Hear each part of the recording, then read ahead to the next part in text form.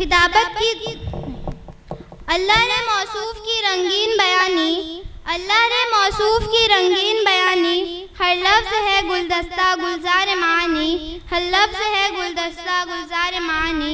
ठहरे हुए लहजे में है गंगा की रवानी, ठहरे हुए लहजे में है गंगा की रवानी, अल्फाज की बंदिश में है जमुना की जवानी, अल्फाज की बंदिश में है जमुना की जवानी। सुभान अल्लाह, माशाअल्लाह।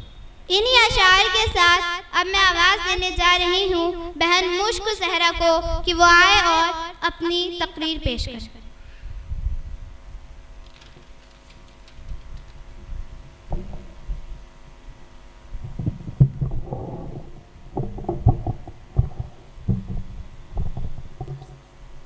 अस्सलामु अलैकुम रहमतुल्लाहि व बरकातुहू। औज़ु बिल्लाहि मिनश शैतानिर रजीम। बिस्मिल्लाहिर रहमानिर रहीम। अल्हम्दुलिल्लाहि वस्सलातु वस्सलामु अला रसूलिल्लाह व लानतु दाइमतु अला आदाइहिम व आदाइल्लाह मिन यौमि अदावतिहिम इला यौमि लिक़ाइल्लाह। फ़क़ाल अल्लाहु तबारक व तआला फ़ी किताबिहिल मजीद व फ़ुरक़ानिहिल हमीद व हुवा अस्दक़ुस सादिक़ीन व क़ौलुहुल हक़। औज़ु बिल्लाहि मिनश शैतानिर रजीम। बिस्मिल्लाहिर रहमानिर रहीम। या अय्युहल्लज़ीना आमनु इस्तईनु बिस्सब्रि वस्सलाह इन्नल्लाहा मअस साबिरीन। अम्मा बाद। इब्तिदाए कलाम में तमाम तर तारीफ़ और तौसीफ़ उस परवरदिगार आलम के लिए कि जो कुल कायनात का खल्क़ करने वाला है, जो ज़र्रे ज़र्रे का मालिक है, जो रहमान और रहीम है, जो वहदहु ला शरीक है, जो अला कुल्लि शैइन क़दीर है। और हमारा बेशुमार दरूद व सलाम मोहम्मद व आले मोहम्मद पर कि जिनके ज़रिए से परवरदिगार आलम ने हमारी हिदायत की, जिनको परवरदिगार आलम ने हमारा हादी और हमारा रहनुमा बनाकर इस दुनिया में भेजा, कि जिन्होंने हमारी हिदायत की और हमारी हिदायत के रास्ते में उन्हें जितनी भी परेशानियां आई, उन्हें जितनी भी मुसीबतों का सामना करना पड़ा, उन्हें जिस भी आजमाइशात में डाला गया, उन्होंने उस पर सब्र किया और परवरदिगार आलम का शुक्र अदा किया। लिहाजा हमें भी सब्र करना चाहिए और परवरदिगार आलम का शुक्र अदा करना चाहिए, ताकि हम अपने अंबिया और अपने इमामों के पैरोकार में शामिल हो सकें, उनके नक्शे कदम पर चल सकें, उनकी बताए हुए रास्ते पर अमल कर सकें। मौजूद सामीन, सब्र क्या है? सब्र किसे कहते हैं? सब्र का दो मफहूम है। एक मफहूम जो अवाम के दरमियान राइज है और एक मफहूम जो शरीयत ने हमें बताया है। वो मफहूम जो अवाम के दरमियान राइज है वो ये है कि सब्र का मतलब ये है कि इंसान किसी तकलीफ के बावजूद, किसी मुसीबत के बावजूद वो गम ना करे, उस पर जितनी भी परेशानियां आ जाए वो उस पर गम ना करे। लेकिन शरीयत ने बताया कि सब्र इसको नहीं कहते, बल्कि सब्र इस्तिकामत का नाम है, सब्र अल्लाह पर तवक्कुल का नाम है। सब्र का मतलब ये नहीं है कि इंसान किसी तकलीफ या किसी सदमे पर रंज ना करे, बल्कि सब्र का मतलब ये है कि परवरदिगार आलम हमें जितनी भी मुसीबतें दे, हम पर जितनी भी परेशानी लायक हो, हमें परवरदिगार आलम से कोई शिकवा या कोई शिकायत ना हो। ये है सब्र जो शरीयत ने हमें बताया है। परवरदिगार आलम का इरशाद है, बिस्मिल्लाहिर्रहमानिर्रहीम, या अय्युहल्लज़ीना आमनू, ऐ वो लोगो जो ईमान लाए, इस्तईनु बिस्सब्रि वस्सलाह, तुम लोग सब्र और नमाज के जरिए से मदद तलब करो। इन्नल्लाहा मअस साबिरीन, बेशक अल्लाह सब्र करने वालों के साथ है। यानी परवरदिगार आलम कुरान मजीद में अपने उन बंदों की मदद का वादा कर रहा है जो सब्र और नमाज के जरिए से परवरदिगार आलम से मदद तलब करते हैं, और परवरदिगार आलम उन लोगों की मदद का वादा कर रहा है जो सब्र और नमाज के जरिए से परवरदिगार आलम से मदद तलब करते हैं। और मोमिन की एक खुसूसियत ये भी है कि वो सब्र और नमाज के जरिए से परवरदिगार आलम से मदद तलब करता है। कुरान मजीद में परवरदिगार आलम हज़रत यूसुफ से फरमाता है कि ए यूसुफ, अगर तुम सब्र करोगे तो हम तुम्हें सच्चों में साबित कर देंगे, दुनिया के सामने आपकी हकीकत आ जाएगी। जनाब हाजरा कभी भी मुआविने कार हज़रत इब्राहिम ना होती अगर वो उस बेआबो गया सरजमीन पर सब्र करके अल्लाह पर तवक्कुल करके उस जगह पर ना रहती, तो खाने काबा की तामीर के लिए कभी भी इंसान वहाँ पर आबाद ना होते। बेशक बेशक। इसी तरह अगर हज़रत याकूब अलैहिस्सलाम अपने बेटे की जुदाई पर सब्र ना करते तो परवरदिगार आलम उन्हें हज़रत यूसुफ के दीदार का शरफ ना बख्शता। और इसी तरह हम सब जानते हैं कि अगर रसूलुल्लाह सल्लल्लाहु अलैहि वसल्लम सुलह हुदैबिया के मौके पर सब्र ना करते तो मक्का कभी भी फतह ना होता। बेशक।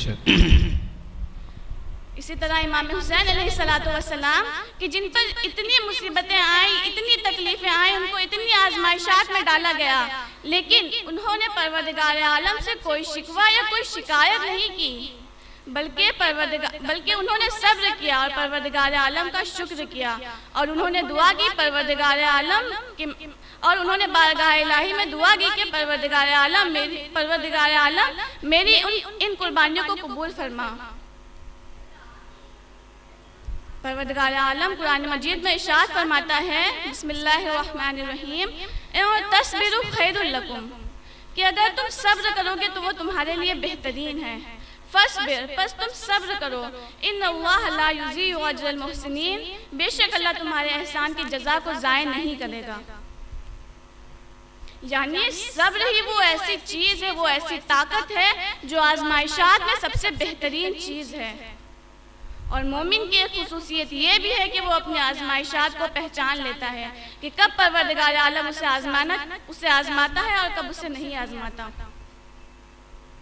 कुरान मजीद में परवरदिगार आलम इरशाद फरमाता है बिस्मिल्लाहिर्रहमानिर्रहीम लइन शकरतुम लाज़िदन्नकुम कि अगर तुम मेरा शुक्र अदा करोगे तो मैं तुम्हें और ज्यादा नेमतें दूंगा। यानी परवरदिगार आलम का शुक्र अदा करने से नेमतों में इजाफा होता है, ज्यादती होती है, जबकि नाशुक्री करने से नेमतें छीन ली जाती हैं।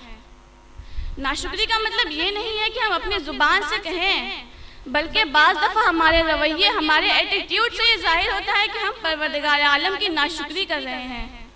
हम उस परवरदिगार आलम की नाशुक्री कर रहे हैं कि जिसने हमें बेशुमार नेमतें अता फरमाई, हम पर इतने सारे इनाम किए, हम उस परवरदिगार आलम की नाशुक्री कर रहे हैं।